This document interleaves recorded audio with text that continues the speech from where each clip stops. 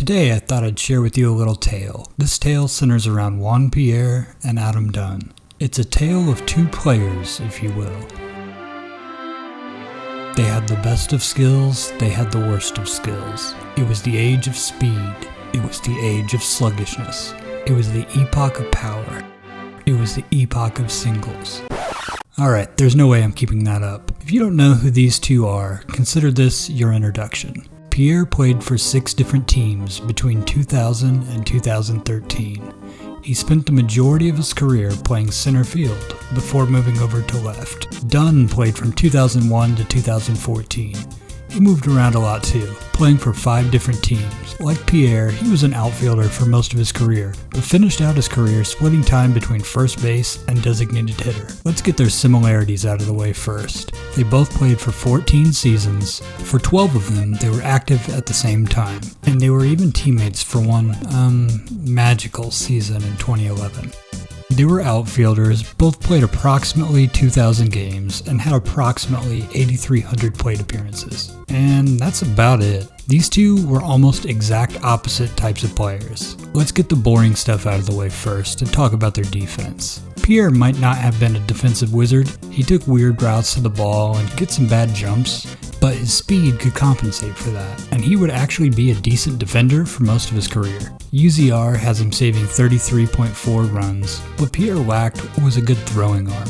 While it isn't a perfect indicator, he finished in the top 5 in assists for his position just twice, and Fangraphs rates his arm as a negative in every single season he played. Teams never hesitated to test him by taking an extra base. Dunn, on the other hand, was not a good fielder. In the outfield, he was worth a mind-numbing negative 92 runs over his career, and a move to first base didn't help that either. However, he did have an okay-ish arm. It wasn't exactly great, but he had more assists than Pierre despite playing 6,000 fewer innings in the outfield. Now on to the fun stuff. Let's talk hitting. Pierre was an extreme contact hitter. He had over 200 hits in 4 seasons, averaging 180 per season over the course of his career, and he almost never struck out. Seriously, his career strikeout rate was just 5.8%. That's lower than any player over that time frame.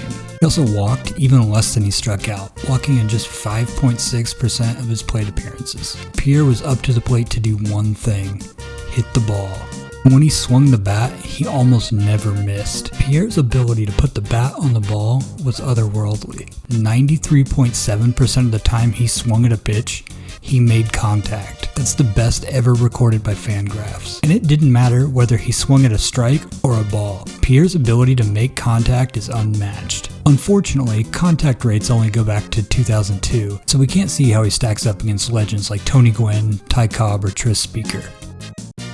Dunn, on the other hand, was a well below average contact hitter. Over his career, he was just a .237 hitter. His highest batting average came in 2009 when he hit .267. That's not awful, but it's not exactly great. He also struck out a lot. He has the 3rd most strikeouts all time, and the 2 guys ahead of him played in at least 7 more seasons than he did. His career strikeout percentage is 28.6. That's 3rd among players who played at least 1,000 games during Dunn's career. And if we look at all the players who had at least 5,000 plate appearances during that era, Dunn leads the pack. But Dunn knew the strike zone, and he was great at drawing walks. His career 15.8% walk rate ranks 3rd among players with at least 1,000 games between 2000 and 2014, behind slugger Jason Giambi and Hall of Famer Jim Thome. And what he lacked in quantity of hits, he made up for in quality of hits. Dunn was one of the most consistently reliable power bats of his era. He hit 40 or more home runs in 6 seasons, including a stretch of 4 consecutive seasons,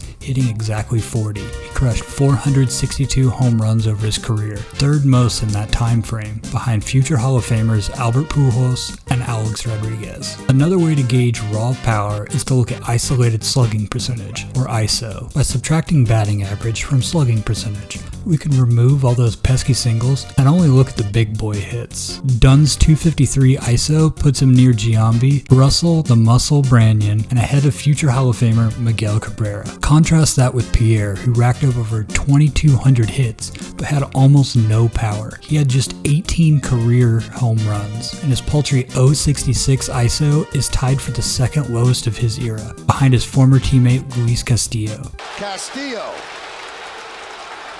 dropped the ball! He dropped the ball! Here comes Teixeira! And the Yankees win! Oh my goodness! He dropped the ball!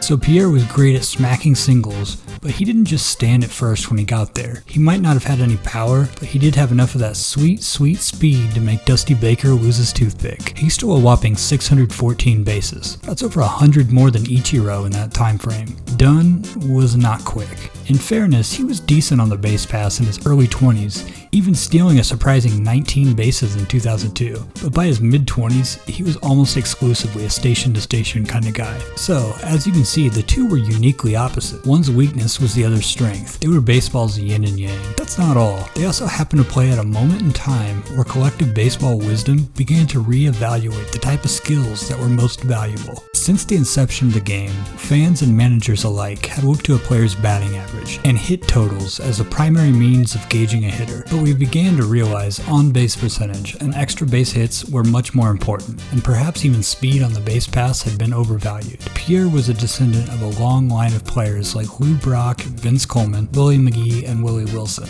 But the singles-only base stealer has become increasingly rare as we started to value other skills more and more. If Juan Pierre was the ghost of baseball's past, Adam Dunn would be the ghost of baseball yet to come. But I'm getting my Dickens references mixed up. While Dunn's ability to hit home runs and drive in RBIs has always been valued, his low batting average and insane strikeout totals could be a death sentence for a player. We've since come to realize that these things aren't as terrible if you can offset them with a strong walk rate and extra base power. Dunn wasn't the first low average, high strikeout home run hitter. Players like Dave Kingman and Rob Deere came before him, but he was probably the most extreme example, and would pave the way for hitters like Ryan Howard, Mark Reynolds, Chris Davis, and the current three true outcomes god, Joey Gallo.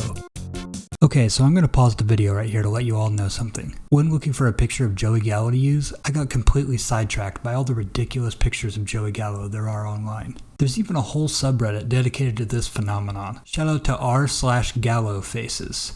I don't know how there aren't memes of Joey Gallo everywhere. Okay, let's get back to the video.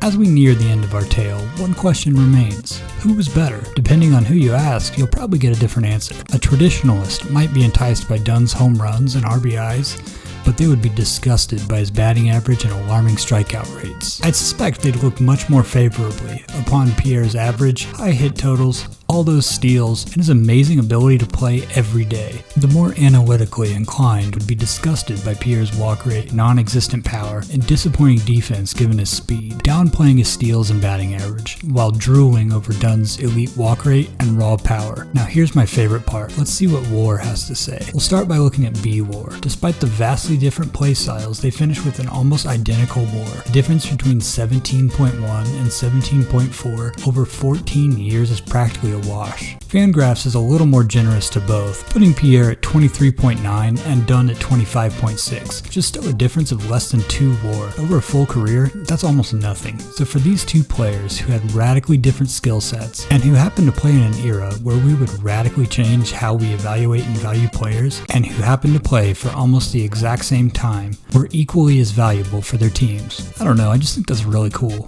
And how absurdly hyper-focused their skill sets were, and just how much fun these two were to watch, they're two of my favorite players of their era. So what do you think? Which one would you rather have on your team? Do you know any other crazy baseball coincidences? Feel free to let me know. If you like this video, feel free to click that like button, and maybe consider subscribing. Thanks for watching, and I'll see you next time.